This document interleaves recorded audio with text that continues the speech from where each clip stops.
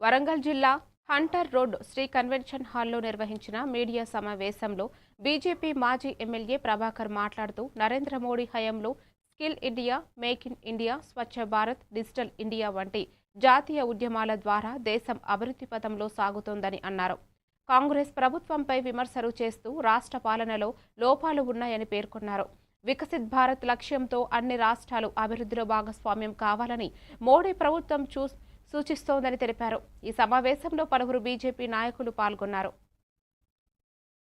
356 అధికారాన్ని దుర్వినియోగం చేసి ఈ భారతదేశంలో సుమారుగా ఒక 80 సందర్భాల్లో నెహ్రూ నాటి నుంచి మొదలు పెడితే మొన్న మన్మోహన్ సింగ్ వరకు ప్రభుత్వాలు పడగొట్టారు. అప్పటి ఆంధ్రప్రదేశ్లో కూడా రామ్లాల్ గారు, మరి నాదెండ్ల గారు ఏం చేశారో మనం అందరం కూడా చూసాం. కానీ ప్రజాస్వామ్యంపై నమ్మకం ఉన్నటువంటి పార్టీగా, రాజ్యాంగబద్ధంగా నడుచుకునేటువంటి ఒక ప్రభుత్వంగా నరేంద్ర మోడీ గారి యొక్క పాలనలో ఒక్క రాష్ట్ర ప్రభుత్వాన్ని కూడా పడగొట్టినటువంటి సందర్భం 356 అధికరణ కింద లేదు అని చెప్పని నేను పేర్కొంటాను.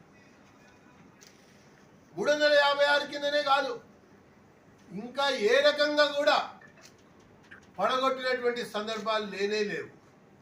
రాజ్యాంగబద్ధంగా పరిపాలిస్తుందనడానికి నిదర్శనం కేజ్రీవాల్ అధికారంలో ఉన్నా, మన అఖిలేష్ అధికారంలో ఉన్నా